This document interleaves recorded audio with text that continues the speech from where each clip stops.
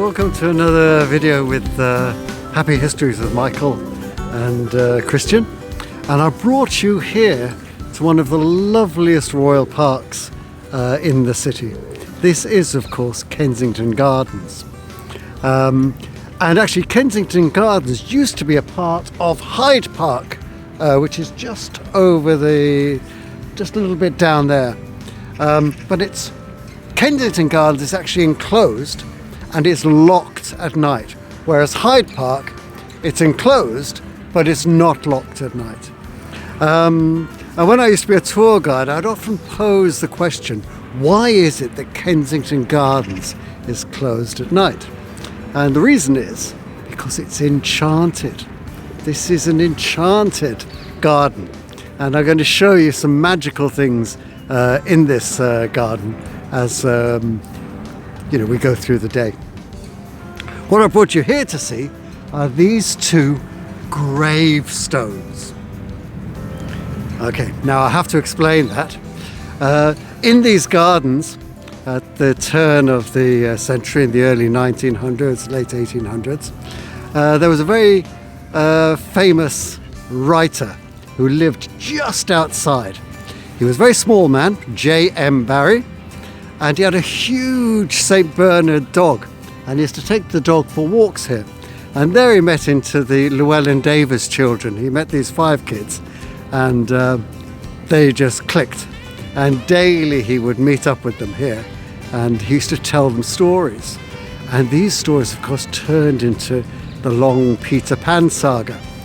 Now, the early books were actually a little bit darker, and he would explain to the kids that this was the gravestone of Phoebe Phelps, PP.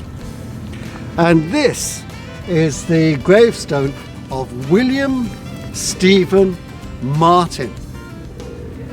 And how this came about was he would explain to them that one of the jobs that Peter Pan had was at night he would go around, and of course, now you see lots of people, everybody's taking their kids for walks, but in those days the aristocracy used to live around here, and they'd have the nannies pushing the prams, and sometimes the babies would fall out of the prams, and Peter would take them and he would give them a good Christian burial. So Phoebe is buried here, this is what he told the children, and Stephen is buried over here.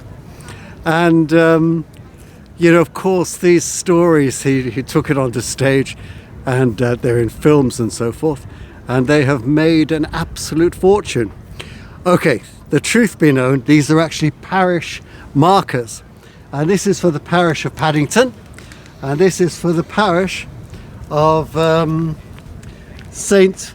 Margaret's Church in Westminster. But it's lovely to kind of resurrect these stories and to kind of just think about the imagination that J.M. Barrie had to see all of these things in the park. Now I'm going to show you some other things as we go around, so keep watching.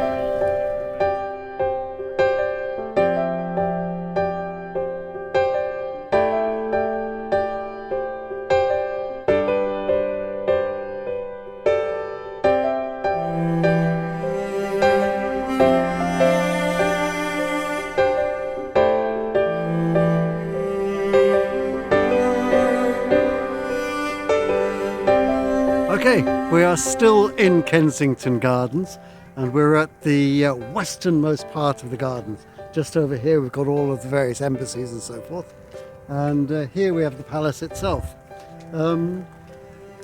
Actually, strangely enough, the gentleman that we see on that statue, that's King William III. Not an Englishman at all, in fact a Dutchman, but he became King of England through marriage. And the poor chap, he was an asthmatic. And it was very difficult for him to actually live down in Whitehall Palace because of all of the smoke and the pollution. So he moved up here and he established himself here, and the palace was enlarged and so forth. And I think it was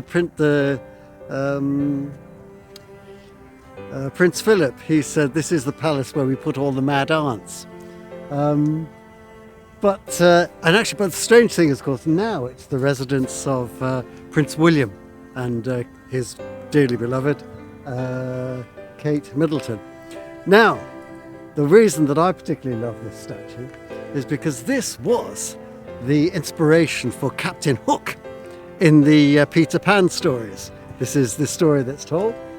So J.M. Barrie came here, he saw this chap here, and he imagined him as a pirate. Not difficult to see.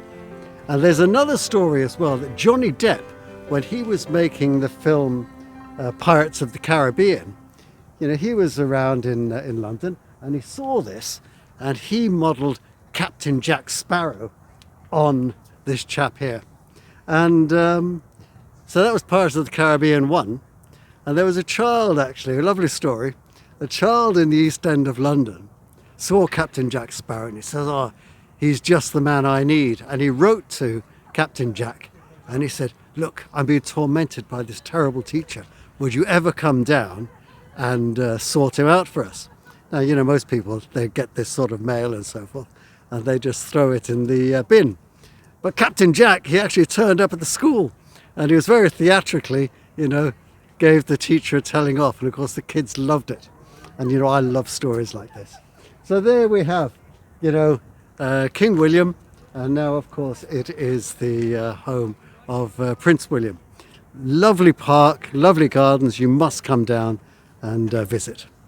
You can actually get a cup of tea and a cake here. It's open to the general public. Okay, toodle pip.